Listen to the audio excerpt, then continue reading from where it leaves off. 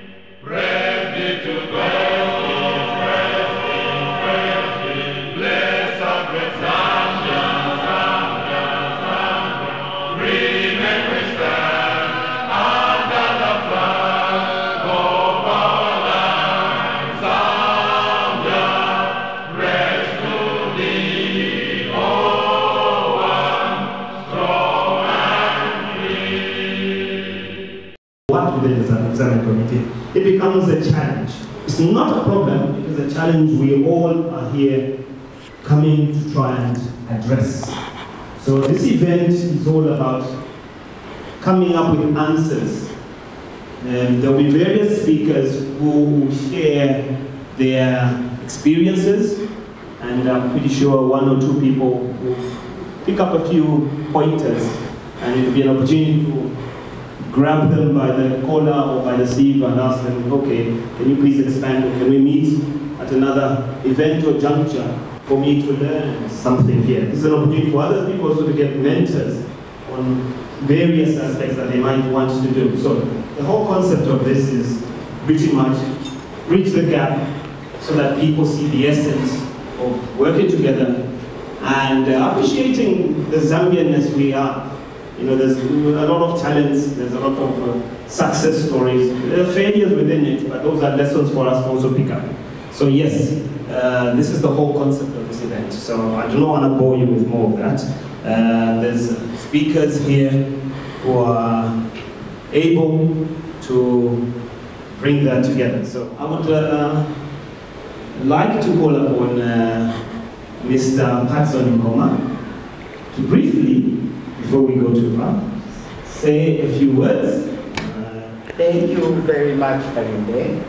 I didn't expect to be called here today, and I didn't prepare a speech. But all I'm going to say is I'm proud to see a lot of able Zambians participating in this dinner. I'm sure everything will go well today. We've got great speakers. We're going to learn a lot of things. And I would like us to share what we learned. And on that note, I'm going to give Kalinde back the mic. Thank you, everybody. Thank you very much. So, as I said, we need to roll up with the program so that other people might find us. If not, we might find either one at dinner. So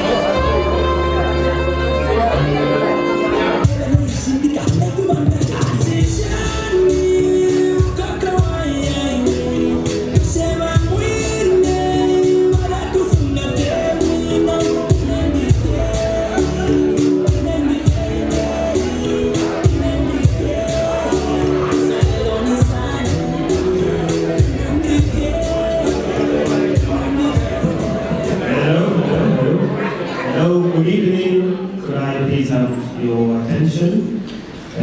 Sweetener too. So it is with great pleasure that I would like to call upon our special guest, His Excellency the High Commissioner. For this great evening. Let me start by saying one Zambia, one nation. One Zambia, one nation. Yeah, I've noticed there are some who were not familiar with it, but we'll explain what it means later on.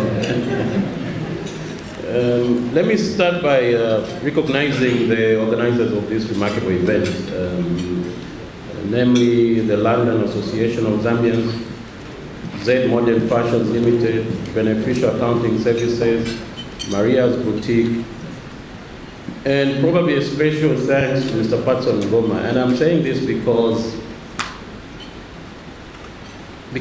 many a times I complain that we have several events that are happening within our community here.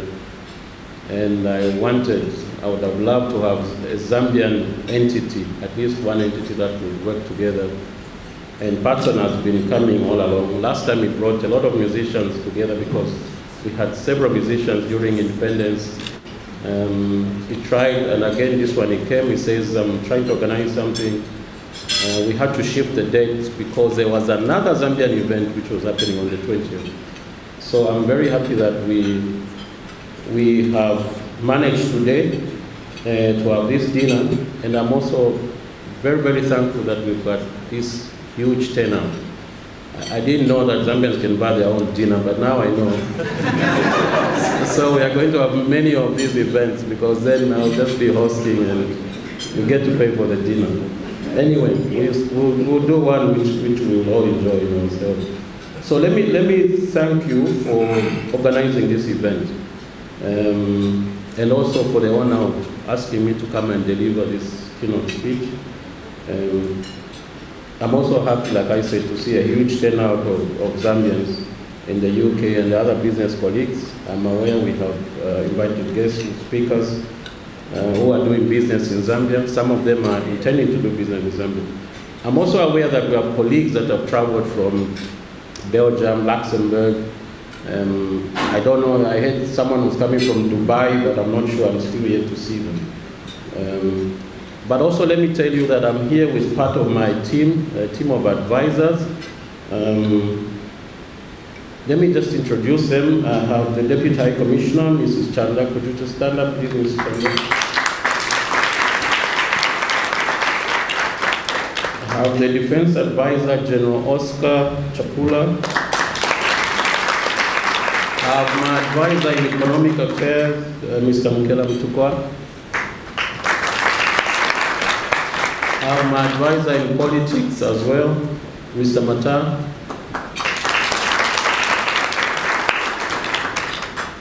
My advisor in trade, Irene. My advisor in immigration, Alice Kantini. And I have the first Secretary of Press, Abigail Chaponda, who is on the other side. I've also got Mr. Lipalile, who is in charge of protocol.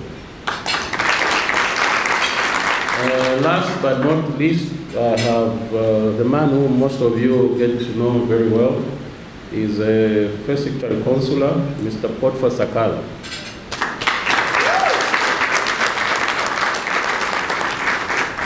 So, ladies and gentlemen, allow me to go straight into the reasons why we are gathered here today. For those of you who are familiar with Zambia, we all know that Zambia has been a beacon of peace and stability since independence in 1964 under the motto of One Zambia, One Nation. And this motto has continued to unite all of us till today. In this regard, we are here to begin conversations on renewing this commitment of working together with the common purpose of contributing to our national development from the diaspora perspective. Clearly, like I stated before, we need to deal with the issues that prevent us from working together and supporting one another. The second reason, obviously, is to demonstrate to you that the High Commission, which is your mission, is resolved to work hand in glove with all of you without leaving any of you behind. We believe in transformational servant leadership, and we are at your service. We believe that without you, we can't be there. So I want to take this opportunity to call on all the Zambians in the diaspora, UK, and beyond, to unite. Let's work together and support one another. Let's support each other. That is the Zambian spirit. In this regard, I want to recommend that we establish an umbrella body, organization for membership of all Zambians in the UK and Ireland. Let's see how we can bring all these entities together. I don't mind if we can select 2 members from any of these bodies to sit on one body, which will be able to look at the interest of the Zambians. Obviously, this body has to be democratic, has to have a constitution, and has to hold elections. It would be nice if that happens. But this is a very good start, and I would wish to encourage that we can do this every other quarter or every month, so that we start renewing our commitment to ourselves and see how we can move our country forward.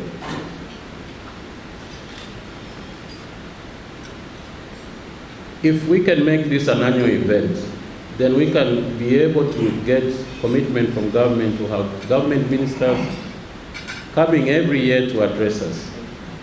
And this year you will be coming to get closer to your own country. Now, further, can I propose that we establish a diaspora bond?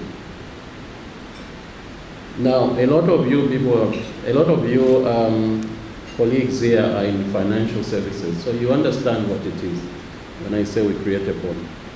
Because there are a lot of ideas that are flying around within our communities in terms of how to do business. The major hindrances in Zambia and to do business is financing. It's nothing more than that, it's financing. And this can help us raise capital for investment projects back home. As you know, Zambia is now one of the leading investment and tourist destinations in the world. One of them said Zambia is pregnant with so much minerals, wealth, abundant land, plentiful water, fair weather, wildlife, name it. And the President Edgar Chagbalungu, has continued to affirm that he doesn't want the country to depend mainly solely on copper. And also diversification has formed the core business of government now. So we are looking at moving away from copper and boost agriculture production and agro-processing, manufacturing, industrialization. All this, the idea is to stimulate wealth and wealth creation and job stimulation as well. This is why in the recent past there's an implementation of a program called Zambia Plus, which is 2017 to 2019. The idea is to harness resources, capital, and move forward. Government has also put in place an investor-friendly economic policies to allow both local and foreign investors to take advantage of the many opportunities that are available in Zambia. And I would like to highlight a few. These are the priority sectors now. And agriculture is number one. And for this, government has earmarked farm blocks in various provinces. There's also a land reform program. The Land Act is being revised. And let me just tell you that the imports of UK in food requirement is about 65%. So you can imagine the requirement of food in this area. Energy is the second one. Obviously, everyone knows about the energy deficit that we had. Right now, no one stops anyone from doing a 10 megawatt plant in the country. We can do a standalone megawatt project energy and sell power. Renewable energy, solar, wind, coal, oil, nuclear, and also we'll have a market in Southern Africa, the power pool for export. So all these are opportunities. The third sector is the manufacturing and value addition sector. And for these, government has tried to create what we're calling multi-facility economic zones and industrial parks. So these are many in Osaka and the Copper Belt. We are moving up to the other provinces as well. These are parks which are established already with the infrastructure. All you need to do is put up your business and start food processing, consumer goods, and you have access to COMESA with 400 million, and then SADC with 270 million. So the market is extremely huge. Tourism is the fourth one, and we still have a deficit in bed space. A lot of people want to do business with government. There are a lot of opportunities in setting up hotels. You don't need government to set up a hotel. You don't need government to set up a lodge. You don't need government to set up an amusement park. Right now we are talking about Disney, and someone was telling me about some of the campaigns that are going on, and there's a pledge that one of the MPs is pledging to turn Mundawanga into amusement park. I mean, those are the things that we want to hear about. But all these come with a lot of commitment and a foresight. But the opportunities are there. I mean, Mundawanga has remained Mundawanga for such a long time. Most of you that have been to Zambia. Infrastructure, obviously, is key, and it continues. Zambia has embarked on a very huge infrastructure program. We all know about the 8,000-kilometer road network that is linking all the countries. You all know about the L400. May I just ask how many have been to Zambia in the recent past, the Zambians? 5 years. 5 years, because I don't want to preach to the already converted. So 5 years in between. Okay, for those that have been there, I think you know the transformation that has been undertaken in Zambia. It's tremendous transformation. So the whole idea is to create an enabling environment for business to flourish. We are also upgrading the international airport, the KK International Airport, the Ndola Airport. It's almost complete. So in the next 2 years, we'll have regional flights. So the idea is to create Lusaka as a hub. And all this comes with opportunities as well. No one stops anyone from doing a commercial flight from Gatwick, London to Lusaka. Right now, we don't have a direct flight from UK to Zambia. Nothing stops anyone from doing it. All these are opportunities. We all know that those of you that are reading in terms of financial magazines, you know that Zambia has been rated 6th out of 48 countries in sub-Saharan Africa, owing to the administrative reforms being implemented in terms of the ease of doing business. But notwithstanding that, I want to urge you all to network together here in the UK, which is a global financial hub. And this is where the advantage that you have lies, in the sense that we are sitting at a financial hub. which is what is required in Zambia. So I think that you are able to deploy this, including the technology that is available here, to be able to operate in Zambia. And also you tend to be at an advantage position. As High Commissioner, I want to pledge that we are here to work with you, provide you with necessary information, provide you with the necessary guidance on how best to invest in any priority sectors. And with regard to the Zambians in diaspora, President Lungu has demonstrated that he has a listening government. You know that we've had the diaspora policy, which was recent. You know that it has taken years. Every government that was coming in was scared of doing, of operationalizing dual citizenship. But we are happy that this has come to fruition, and people, please take advantage of this. Alice is here. She will explain to you later on in networking on how this can be done. There's already got information has been sent to us on how to apply, etc., etc. So the information is available. This is why I came with the team. I would also like to invite other UK-based investment houses to come and explore investment opportunities in Zambia. Many times I've been accused of just concentrating on other investors, not the Zambians. And this is the reason why we had this event. Because I challenged Patson, I said, Patson, bring me the Zambian investors. You know, he has delivered.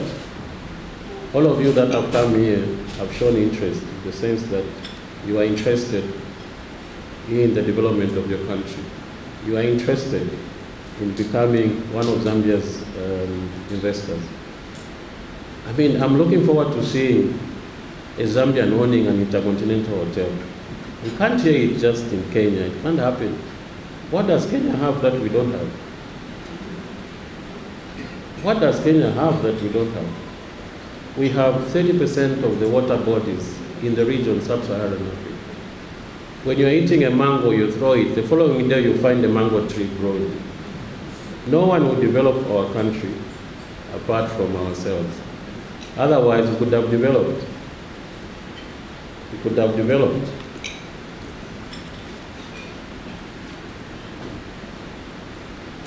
And finally, I'm here with a serious commitment, like I said, so that we can reflect on these issues that we are talking about now. And please do not hesitate to come to the Zambia High Commission. We have an open door policy, and I think I can't blow my own trumpet, but those of you that have had interaction with our mission know that for as long as we know that you are available, you send us an email.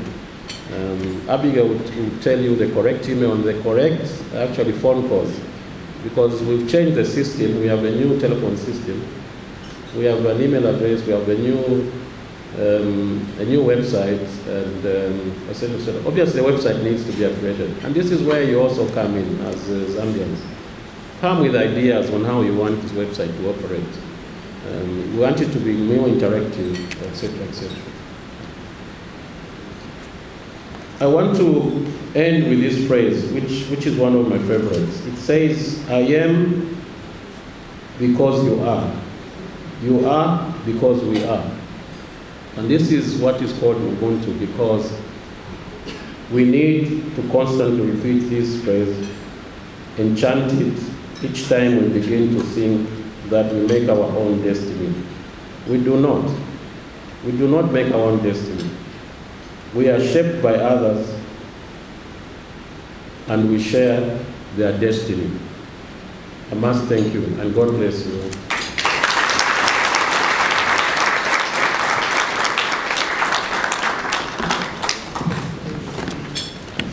Let's give another loud clap.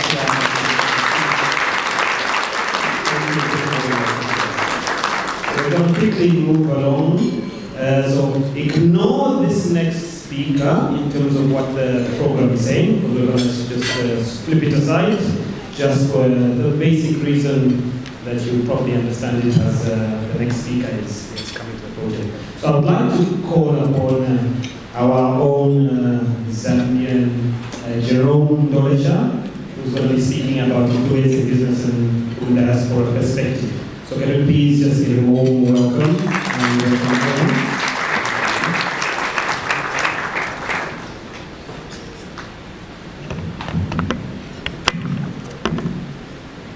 I do not need to introduce my name. I think it's already been introduced. My name is Jerome. We decided not probably to have the gentleman I'm going to introduce in a minute to speak first before me, because the two subjects that we're going to talk about are going to be covered in the speech that we've prepared together. So, myself and Philip have been working together. But first of all, one thing that we want to appreciate most probably is the initiative of being called here tonight, which is a good example of entrepreneurship and at the same time, a good example of networking. I've observed since I came outside, people have been, the business cards have been flying all over the audience. I'd like to start by endorsing the High Commissioner's point about diaspora support.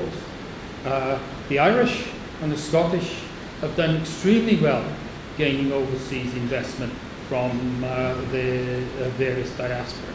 I happen to be from Wales, but we've had some success as well with people from Canada and the US who have come in and created an electronics industry there. So your efforts in trying to create a diaspora community have precedence and can be very powerful. So I'd like to endorse that very strongly. I'll tell you a little bit about my business, which has very little to do with Zambia on the surface of it, certainly the history of it. I'll tell you how I am connected with Zambia, and then I will talk about some investment and trade opportunities, some of which we've already looked at over the course of the last 12 months, 2 years. I'm an electrical engineer, and until the mid-1990s I used to design computers, but that's not an industry in which the UK is strong anymore. So now I'll come back to my connections with Zambia. My main connection with Zambia is actually through my wife, who was a successful investor in Zambia. My wife was a nurse in Kitwe in the early 1970s. When she retired, she went back, in this case to Monzi, and she found a school which was very dilapidated in Monzi and decided to raise some money to rebuild the school. To cut a long story short, she is now building the fourth school in and around Monzi, and there's some brochures about her efforts, the Friends of Monzi brochures at the entrance. So my wife's been a very successful investor in Zambia. On traveling to Zambia, she was sitting next to Jerome on a flight, and they got to talking, and Jerome mentioned that he was interested in solar power. One of my clients looking at investment in Russia is a company that specializes in raising funds for solar power projects. So we have started to get engaged with how we go about finding solar power projects in Zambia in which we can invest. And we have some fairly concrete requirements in order to go to the investment panel and raise the money. So we can't just go in and join the state tender system without an actual concrete project in which to invest. So it makes it a little bit tricky for us. And I've not found, investigating the project, I've not found any documents describing the state tender process at the moment for installing solar power. I'd like some help identifying those. We've got local partners for the development the land development side of things, and potentially perhaps a South African partner for the engineering, procurement and construction side of things as well, and we would be willing to supply the finance. So we are looking for some guidance on the actual on-the-ground processes for setting up solar power generation. And finally, a project for low-cost, zero-cost telecommunication. A lot of people in Zambia can't afford the subscription to cell phone service, and they've got a proposal to provide low-cost, being technical, peer-to-peer networking, which can communicate across the area the size of the rural outskirts of Monzi, for example. So, if you're interested in solar power, and I think you can describe something that can add to my project, I'm interested. If you're interested in international trade, specifically with Russia, and probably fruit and vegetables to get started with, then I'm interested in a discussion, and we should exchange business cards. And if anybody's interested in investing outside of Zambia, I have lots of projects in Russia. Thank you very much for your patience. Your Excellency, distinguished guests, ladies and gentlemen, I came to Maria, first of all, your team and everybody, thank you so much for this great event, and I'm very happy to be part of it. When I heard about it from my two colleagues, Jerome and Elijah, about the program, I just thought, since I was coming to London anyway, this would be an opportunity for me to meet the Zambian community, because I haven't been in the community for quite a while. Before I say what I want to share with everybody, I would like to introduce some of my colleagues that took their time to come and support me. I would like to introduce Yusuf Ajabadi, who's our investment funds expert from Luxembourg. I mentioned to him about the corporate dinner, and immediately said, okay, I'm prepared to support you. That's my financial advisor. And part of our, we also fellow members that he's our vice president for the Belgian, Luxembourg, Nigerian Chamber of Commerce. Yusuf, please. My other colleague and eventually mentor and dear friend, Charles, I'd like to present you to my community. This is the man who runs the largest event on African film and television here in London. You all must know about the Screen Nation Awards. He's very persistent, without fear and favor. Every time he stands up and continues no matter what happens. So I learned a lot from him, and last time when because I come from a corporate world, and he always told me, but who are your mentors? Why do you always hang out with people that are huge and successful and big entrepreneurs? Why don't you start hanging out with fellow hustlers if you want to move forward in helping Zambia develop? So thank you so much for the advice, Charles. From the last time we spoke, I've actually gathered quite a number of fellow hustlers around me. To present Clement. Clement is a colleague. He's a digital media expert. And I think in this day and age, we all need to associate ourselves with the digital media. Is really the thing. And I did Clement as well for the project that I'm working on, which is an international project. And it's one reason I dragged all my victims here from, because each one of them is also useful. They're useful to me as well, but also to the community. Thank you. I'd also like to present my protege, Phoebe. She's a clinical assistant. Phoebe and I collaborate as a clinical psychologist, which is also one of my professionals. We sit around and give each other therapy, and I hope that I'm good news to her as somebody with a lot more experience than she has.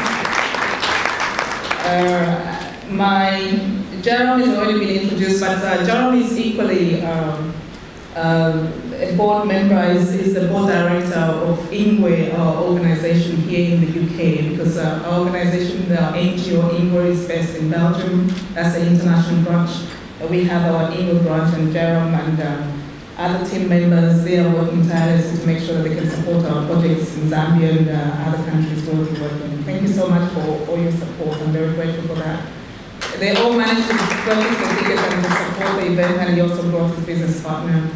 Last but not least, it's my colleague. As a clinical psychologist, I do a lot of work for HIV prevention. I work with refugees. I do a lot of community work. But that cannot be possible without the connections and all the interactions I have with other fellow clinicians or medical doctors who actually support the work we do as clinical psychologists, because it's a very tough job. Elijah, thank you so much for everything, for supporting the team. I want to briefly introduce our NGO. It's called Ingwe, that's registered in Belgium. Ingwe basically is derived from the name our coin, Ingwe. It's an adverb, which is a symbol of resourcefulness. So when we chose the name to call it Ingwe, it was based on the fact that we wanted to make use of whatever little resources we have and do the best out of that. The organization was originally set up in Belgium in order to support the youth from families where one or both parents were of African origin in Belgium. Because unlike I don't know how the situation is in the UK, but quite often as migrants, we're quite lost, and a lot of parents usually don't understand the system, and they struggle a lot in the beginning to find the schooling system, to get themselves around information in the country. So we set up the organization in order to provide them information, because it's from simple things like what is the best schools and what are the best options for the children when they finish primary school, secondary schools, where do they go. And we also try to make sure that we could link up people of African origin to the different school system networks that exist within Belgium, because of the language barrier, and a lot of parents just found it incredibly difficult to manage around the school system. But eventually we also expanded into dealing with family issues, because about schools, there's also come problems with families and everything. So basically the organization deals with providing information to families, to youth, about all the different issues they're facing. And eventually we branched off Ingwe to Zambia, which is very obvious, because with the experience that we gained from Belgium, it was easy for us to try and find out, to do pilot programs. Everything that we do in Belgium, most of the time we do pilot programs within Zambia. So we started, because even at first in Zambia we used to deal with the women. We wanted women economic empowerment programs. We started with growing fruits and vegetables and everything during the dry season. We also tried with the microfinance. At each stage when there were new fads about what was good for development in the country, we always piloted in Zambia. But we realized that it was very difficult to get around these issues, because there are lots and lots of issues, the challenges in Zambia to get the programs actually successful. We tried several things, but eventually we concluded that maybe instead of just dealing with women, we should start targeting the youth, because we realized that the behavior, attitude, and lack of skills was very predominant among the adult population in the areas that we're dealing with. So we focused on targeting the youth from the schools, primary, kindergarten, and this is what we are already doing in Dokla province. And we also collaborating with other organizations working in Zambia on education. We want to make sure that in the coming years, we can have several mentoring programs throughout the country that, in order to ensure that all the skills and the ability for the youth as they grow into adults, they are able to adjust to the changes in the world. Because as a global society, Zambia is not left untouched. There are a lot of things that are changing at a very fast pace, and it's very difficult for everybody to follow. But it's easier when you start them from a very young age. So what we're focusing on now in Zambia at the moment is with the women, we're working on leadership programs and trying to get them training on project management, and also to ensure that they understand the dynamics of how you, from the stage of idea generation, you set up the project, who you go to look for funds, and who are the people around you, where's the market at all those stages. This is what we've been working on. And we're hoping that before the end of this year, because we are setting up an agreement with another NGO based in Zambia. We're hoping to set up a center that's going to be specifically focusing on helping new graduates, at any level graduates, to be employed, to gain some skills that they can be prepared for the employment market, and also to assist people who want to go into entrepreneurship, to make sure that they have the right soft skills, they have the right attitude, the right behavior to deal with their businesses. So we hope that by the end of the year we will open that center, most likely in February. This is one phase of the project that Ian was been dealing with. But internationally, we have a project that is called African Tales. This is a project, we're setting up a digital space to make sure that we can catalog most of our oral traditions from different African countries and the Caribbean and people of African origin, and we can put that on one digital space archive. This is why Clement is very, I made sure that he could come here today, because he will be very key to our project. Why is that important? I mean, as our children are growing up in the diaspora, we notice that there's a lot of identity issues that affect us, especially our children, the next generation. We want to make, looking back to your history is a strong way for you to look forward. So we want to make sure that when our children are growing up, they know where we come from, they know what is our history. We want to make sure that in all the African countries and all the countries with predominantly inhabited by people of African origin, children can learn the folk tales from a very young age. In conjunction with other stories, that we want all the children in the schools to have curriculum that they can learn about our folk tales.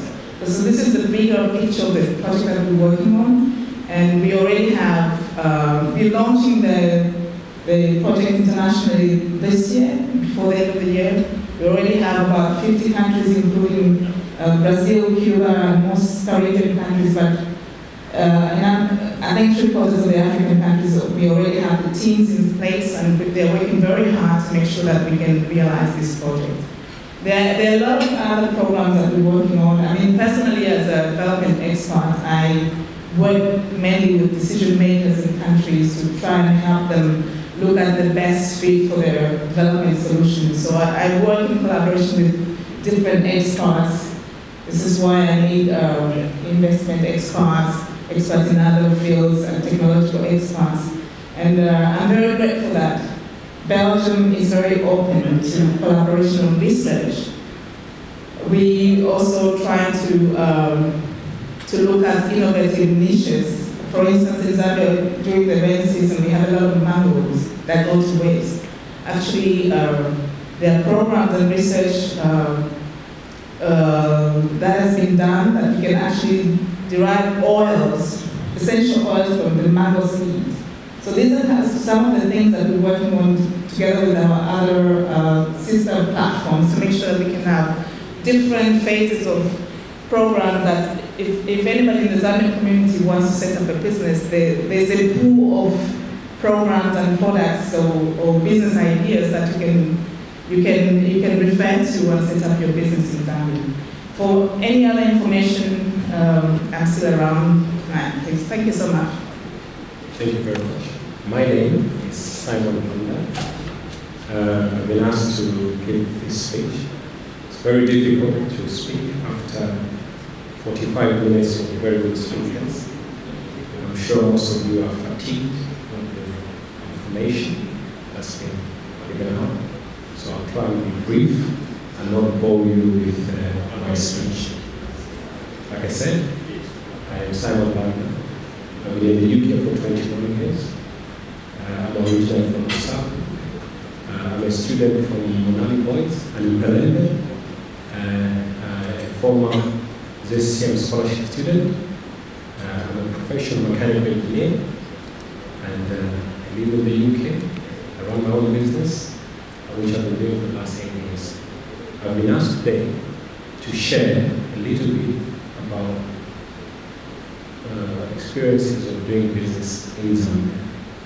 Because for the last few years, I've been doing businesses in Zambia, which we've set up with a few people, one of my colleagues. So hopefully, I can mention a few things, but I'm also wary that this crowd is got a lot of different people at different stages and different levels, so it's quite difficult for me to pitch it to the right level. So I hope some of the comments, will be useful to experiences.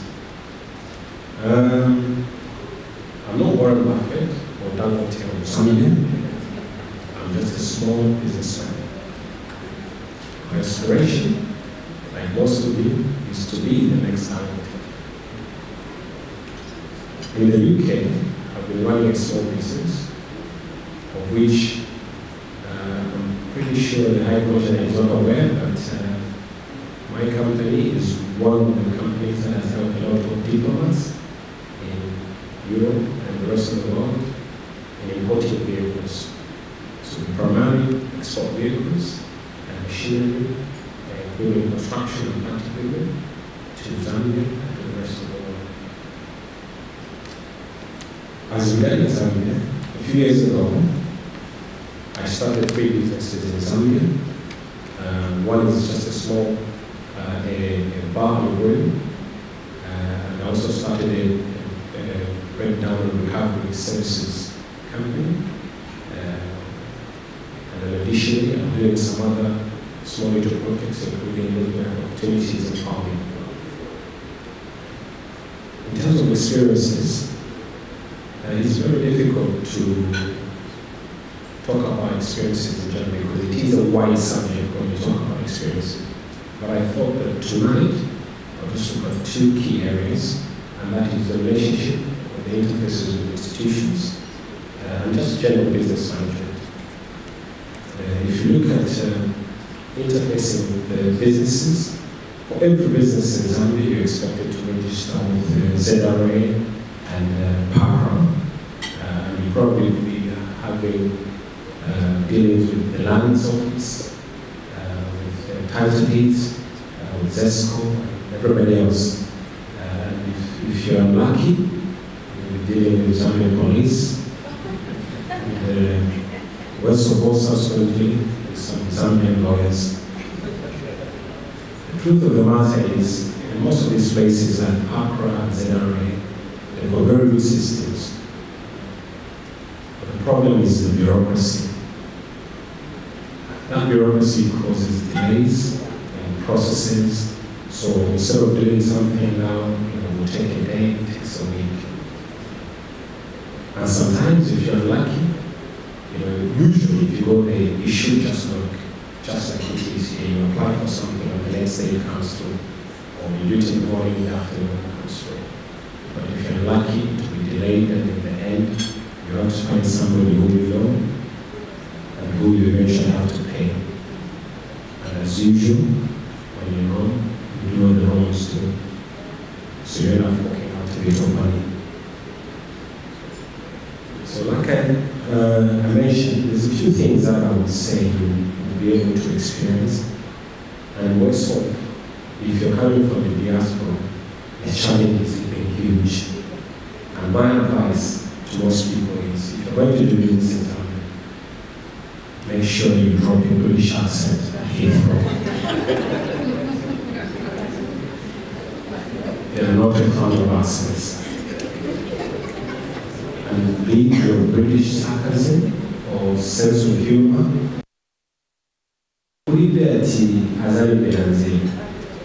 Just share out your ideas and you get good feedback. Don't be afraid to fail. Better to try than not to fail. And if you're married like me, your spouse is your biggest supporter. And she needs to have a buy-in. When you're down, they want her to pick you up. When you're lost, they only want her to go out looking for you. And please, compete with yourself, not with other people. Yeah. Like my dad used to tell me, you're on your own in this race, my friend. Yeah, you're running your own lane. And sometimes somebody will say, I want to lose weight, so I'll sell my car and start walking. Once they're walking, the neighbors will say, but you're a sour. Not knowing what's happening. So, at that point, I have to finish. And thank you, and have a good evening. I am not a Zambian.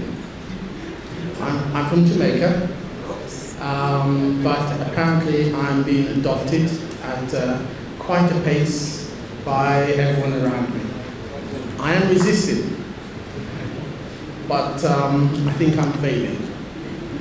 Putting that aside, the reason why I gave a talk at a similar meeting some weeks ago was to try to put across my experience since September of last year.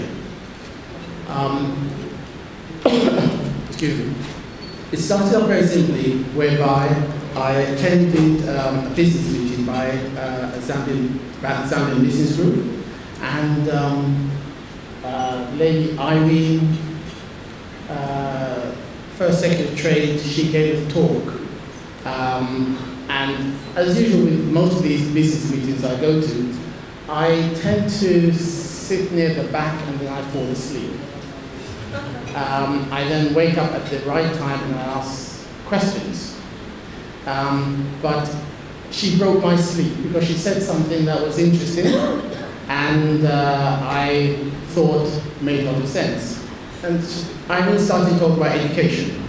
Education in Zambia and the challenges within the country, and also the plans that the country has with respect to developing its education system, primary education, and so forth and so on. So at the end of the talk, I approached her and I asked her for the business plan that she talked about. She said yes, she would send it to me the following day. And I thought, okay, I've heard that before. Yeah, okay, let's see what happens. However, in the morning, popped up on my email, the whole plan. So I thought, that's interesting. Now it's a thick document. So I read it. And then I ran her back a week later and said, very good, can we meet? And she said, yes, we met. And then we had a really nice conversation, and it basically went from there.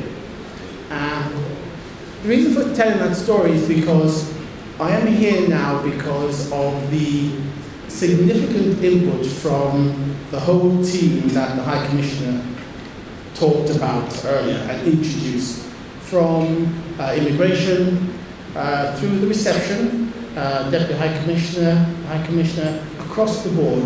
They have been extremely supportive. The High Commissioner mentioned that the door is always open, they have an open door policy. Yes, they do. In fact, I think I have an office in the building somewhere. That is how often I go there, and I am well received and well looked after. At my first visit to Zambia, it was suggested by the High Commissioner that the First Secretary of Trade, Irene, would go before me, and last year's been extremely positive, and I take my hat off to the whole team, starting from the High Commissioner right down to, as I said, reception.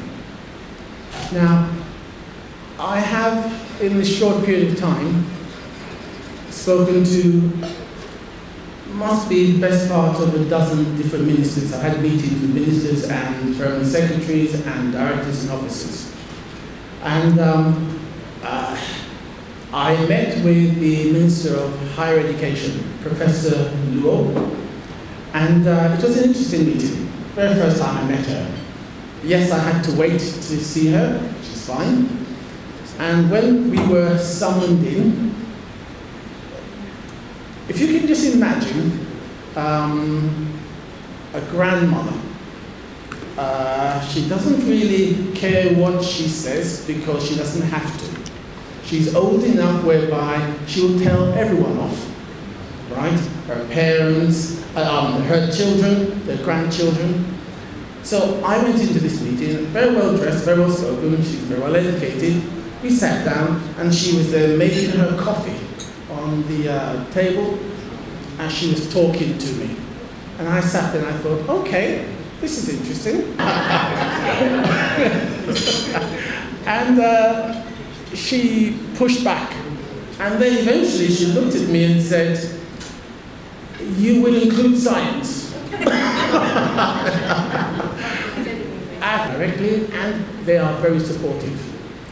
Now, at the last talk, the Minister of Justice, he was present, and I thought to myself, after giving my standard discussion about how great the High Commissioner was, I thought I would liven things up a bit. So I decided to mimic him, and I think this is what was remembered. Going once. Please come through.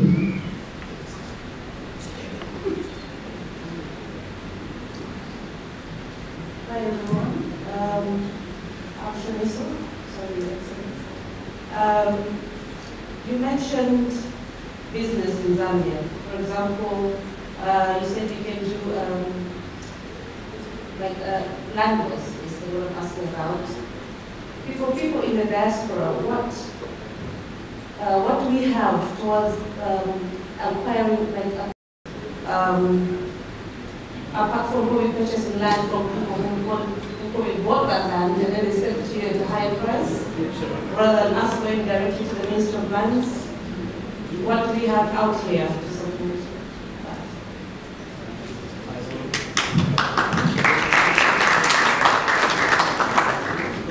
Good question. I will ask the High Commission or its team. Anyone interested to answer that question here?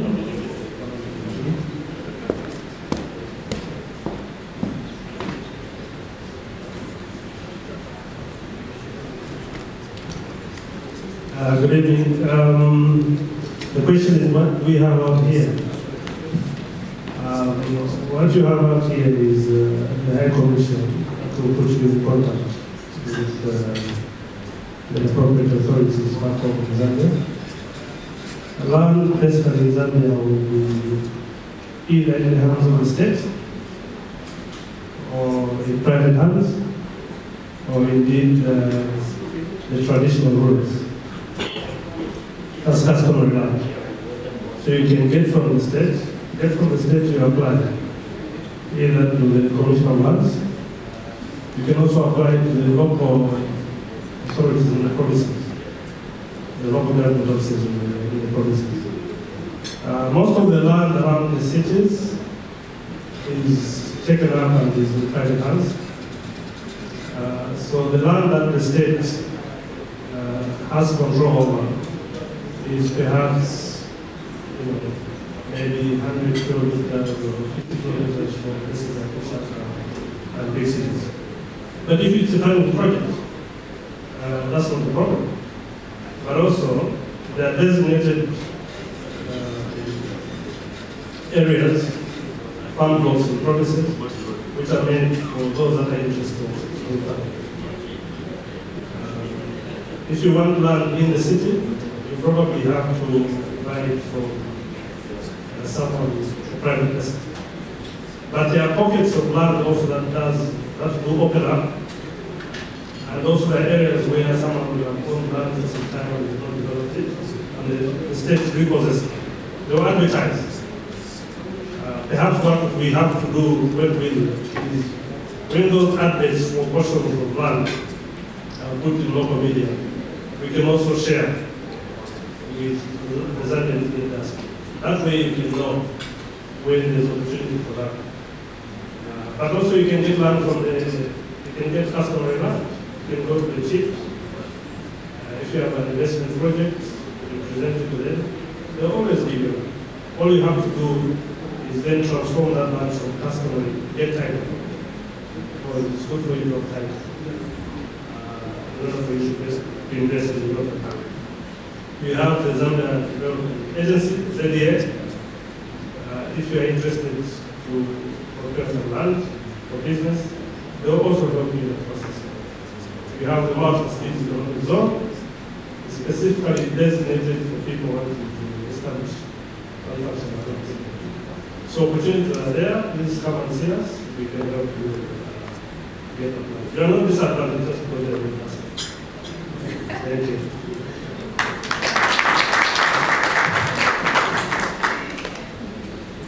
Thank you very much, Your Excellency, and thank you for asking that wonderful question. Let me begin by indicating to you that the relations between Zambia and Uganda are not only warm, but excellent as at now.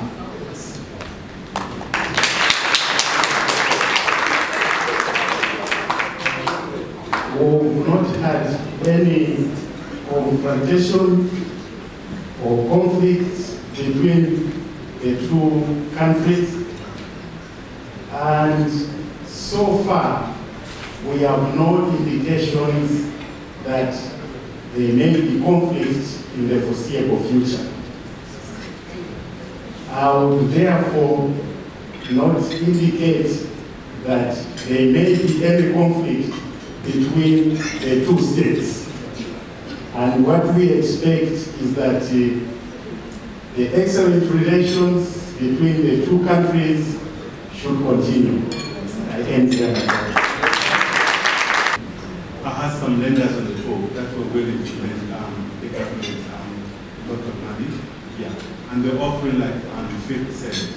And just short-term later, I found that the government actually borrowed 2 billion euros at 6%, when some lenders at that time were able to offer 3%. So what's the procedure? How can the government actually go about borrowing money from potential lenders?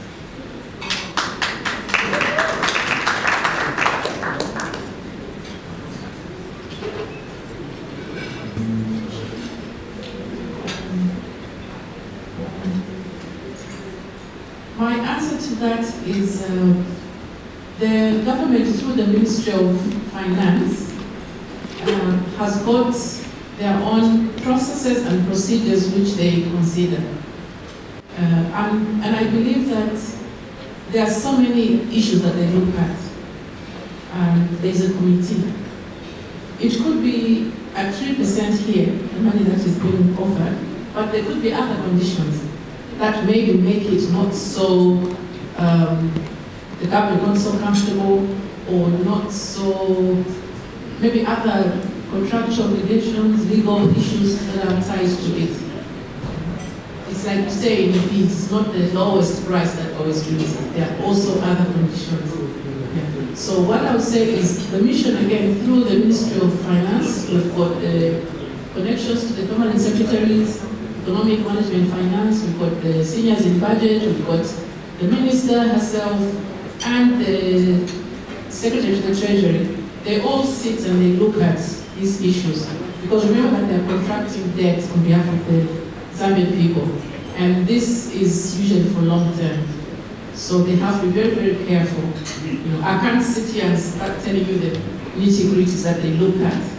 You know, as you know, some of these matters have got confidentiality, even both to the government and to the lenders themselves. But what I'd say is there's a committee, there's the minister, there's everybody else that look into it, technocrats and qualified people. So it could be on the surface, 3% is cheaper, 6% no, but maybe there are other conditions that make the 3% even more, taxing. So I think that's what I can say for now. Thank you.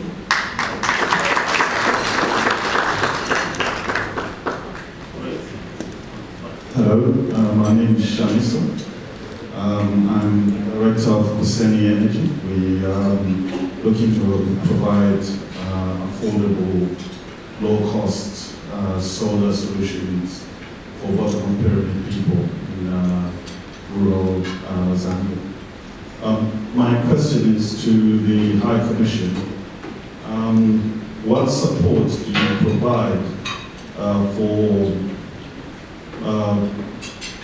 diasporans trying to navigate all the bureaucracy backlogs? So, for example, at the moment we have to have a proxy in Zambia that has to go to Accra to chase our documents and do all the different regulatory somersaults that we have to do.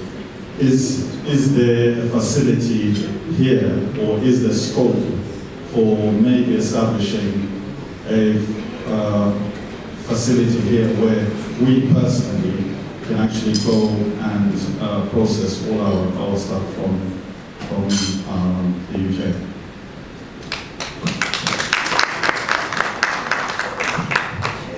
The Zambian High Commission is there for you. If you want to take a risk and go into a country and start your own business, that is entirely up to you. Why you are here is to emphasize and tell you that we are there for you. What we did for Dr. Neil, we do it for every Zambian. There are a few of you here who have been to my office. I can cite an example of some of the people that are sitting on the table there. They came, they were asking for information on how they can get capital. They were guided. They were guided. So we are there for you. I mean, the colleagues who are in trade and economics, send an email through the main email address, and it's channeled to the right person all the time. I know there are people that say, you don't even know me, High Commissioner, but I'm doing business in Zambia. I don't think that is the way to go. It's better you say, High Commissioner, I'm doing business in Zambia. I want to come and see you so that you know me. It's not a plus to say that I'm doing business in Zambia and I don't know you. I mean, I don't understand why people come to the Zambian High Commission, because we've got all the connections. And it doesn't necessarily mean that, that's why we are here. We were set up to facilitate. We were here to facilitate so that you can have access to the ministers, you can have access to all the offices without having you, because we do make appointments on your behalf. We make appointments on your behalf. Like Daniel said, any of our colleagues is able, if you're able to fund, they're able to travel in advance and do the legwork for you. So this is practical reality. It's not fantasy. It's not a Marvel movie. This is real. What I'm talking about. So please utilize your High Commission. That's why we're here. We're here for you. I think that's how I can answer the question. We are there, so there is nothing like an organ which is there. That's why the mission is there. You come, we have a meeting, we discuss. Obviously, we evaluate proposals.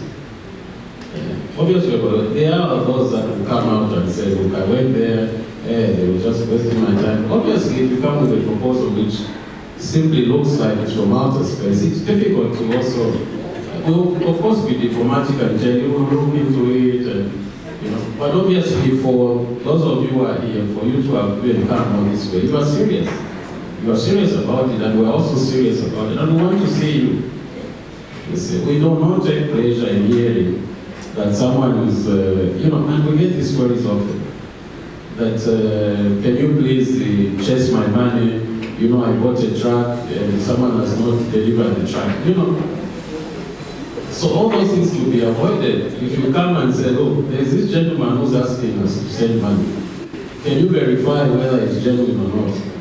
You know, but after one is swindled, then they come, they say, no, the head commissioner is not even helping. How do we help in a private transaction? We were not even informed yet. So these are the practical realities that we need to face them, you know.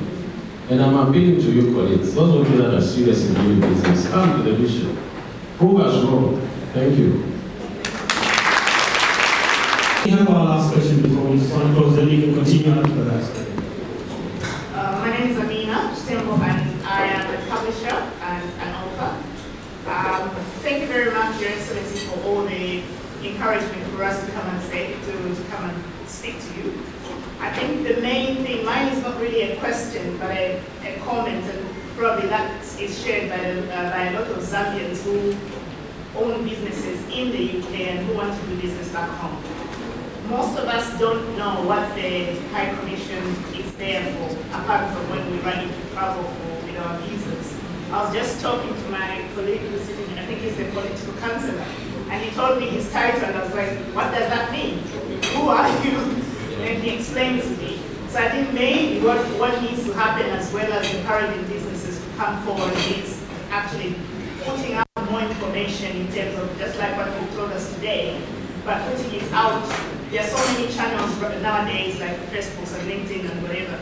If we knew what the role is and what support we can come for, then people will be more open to come and get involved, especially those of us who don't live in London. I live in Peterborough and I have to leave in 10 minutes. So I just wanted to say that for other people that are not here as well. And this is exactly what I said last time. Chiwe Henry is here. Where is Chiwe Henry? There you are. Chiwe Henry, I think if you could testify the fact that I said last time, I said she was running a diaspora organization, and we came to the office and said, let's at least every month. Is it end of the month?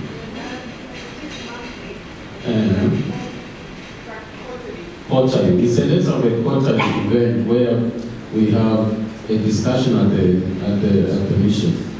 So from here on, once we have these networks and we share the contacts with from our colleague here, we will start having diaspora dialogues at our office so that we can have this conversation every end of the month.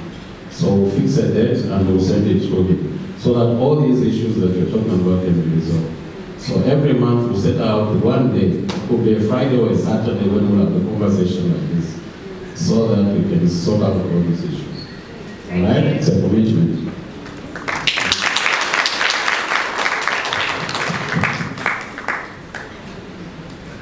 So I'm not cutting you short. I'm a prominent member of the London community of Zambians in the UK, and I'm a proud diaspora development activist and plus. So I'm very pleased to be part of the team that has brought everybody here today. So the London Association of Zambians is a non-profit, non-partisan, community-based network of Zambians in London, which aims to create an inclusive, supportive, and diverse network of Zambian diaspora who are resident in London. LAS was established as a legacy of Zambia's 50th Independence Jubilee celebrations. We had two aims.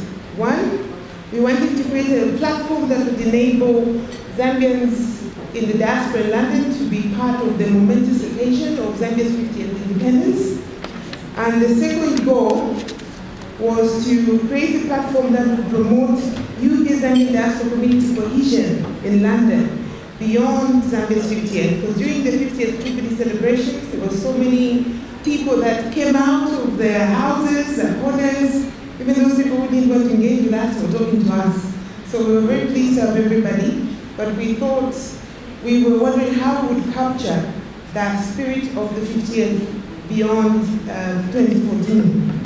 So since then, LAS has managed to establish a credible presence within the community within different groups, and of course with support from our High Commission. And in addition to tonight's event, we've managed to organize or participate in organizing events, which include a well-attended family event, which we held in a park, I can't remember the name now, Burgess Park. It was very successful. We had different businesses exhibiting there. We had families that had come from Birmingham. We were so shocked when people were talking to us because we thought we were attracting Zambians in London, but we had Zambians from all over the place. We also, of course, had the successful Zambian 50th independence celebrations with support from the High Commission. That was an amazing event with Dorothy and other community members. And then recently we held something called Tizivane, which was a networking event similar to this, but not the venue or the dinner. But that was hosted by our amazing long-term patron, Mr. Pastor in Roma, and we were very grateful for that. And all these events taught us one thing or showed us something, that Zambians were keen to come together. They wanted to learn from each other, they wanted to share, they wanted to engage on a regular basis, but there was a lack of organized, coordinated, joint, opportunities to come together. So for us, at the moment, when we started, we were more than how many we are now. We are now 7 of us. If I could please ask the last members to stand in the room, I'll be very grateful. So we've got Chairman Silla. Of course, we've got our Vice Chair, Kalinde, who's been hosting our MC. We've got Simon Banda.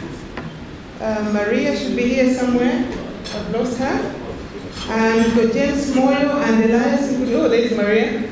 And our chair who attended the son isn't well. And James had a different engagement, which was so. Thank you. So we only have 7 last members. However, my speech was to build up to a call to invite you to join us. But the High Commissioner must have read my notes because now I had to cross out a lot of points because he has already mentioned them. So skipping to the end, all I can say is that Lars is actively looking to capture all of you people who sit at home saying how we are not organized, how we can do this better, how we can engage families, engage more with our culture. This is one element of Lars, which is business. I'm from the third sector. I can't even present anything here from business. So I would like to be part of the Zambian development space, and I was very pleased to hear about the organization that was presented here before. Yeah? So we definitely are making a call out to please, if you're interested in being part of the London Association of Zambians, if you have any ideas, if you're keen to see this to happen again, we've had so many Facebook messages, people emailing us, asking us to say, please, I can't come, when's the next dinner? And we're like, well, we didn't really think about the next dinner. So now we're thinking about the next dinner. And I think the most impressive thing that I have to say today that I'm really, really honored and humbled about is that the High Commissioner came with his staff and they responded to questions on the floor. And I think that is the way to go. That was very, very positive. I was like, wow. I mean, I was busy Facebooking and tweeting, that's massive. And most of you that came with the questions have been answered. And this is the kind of engagement, positive, apolitical, progressive networking. Please exchange cards, and next time we meet, we should be at a different level. I'm not talking about organizing. We should talk about what next. So please, if you're keen to be part of the London Association of Zambians, please speak to any of my colleagues, speak to me. We'll be happy to have you. Come help us organize what we're doing for the next 5 years. Thank you very much. In the UK, I got back in the NHS and lasted 16 months as Assistant Director of Commissioning for Community Services. And then I followed my passion, which is writing and publishing. So now I run a publishing company. I'm based in Peterborough, but I work around the world. And I would like to encourage all of us to say there are no borders. We can work anywhere in the world. I like it when I'm coaching somebody who's based in Australia, where it's exactly 12 hours in terms of the time difference. Managing that time, it gives me a challenge, and it helps us to work well together. What I'd like to see is more people to tell their stories. Your Excellency and the distinguished guests, on behalf of a community group in Reading, which is called Titanizania, I'm here to just promote and encourage you to say that don't feel all alone.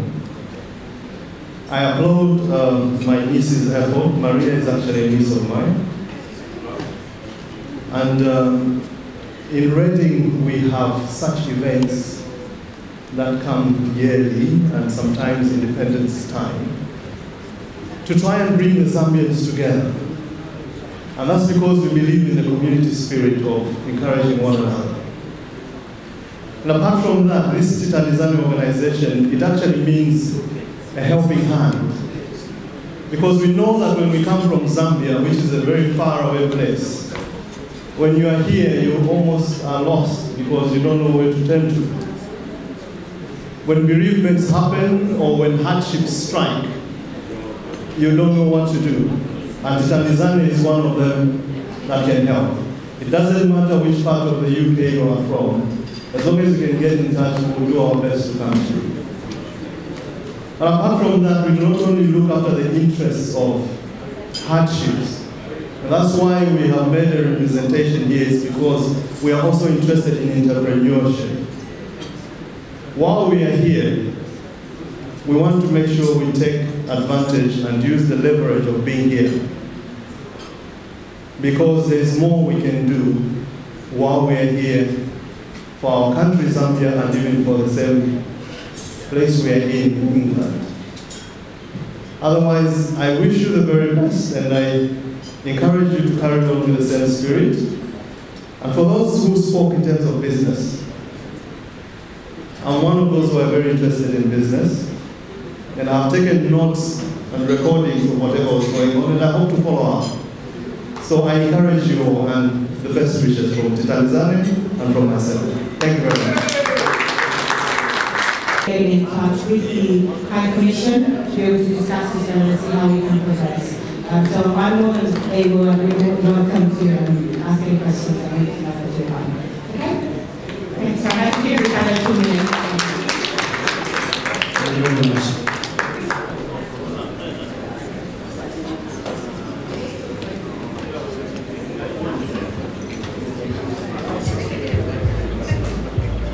So that comes to an end of this program in terms of speakers, anyone who had questions and answers. And I'm calling upon everyone else for now. Mingle, network, we have music by our renowned Zambian DJ, Kabongo. So any events you might want, is your man. Please, he has his business cards. He will be able to show you. So this is the end of the event. So thank you all for coming. And can we continue the conversations? We need your suggestions on what and where our next event will be. We need your guidance, we need your support. And thank you all for coming. So can we give a big hand to each other, ourselves, and thank you all for coming. Thank you. The way you come running back to me.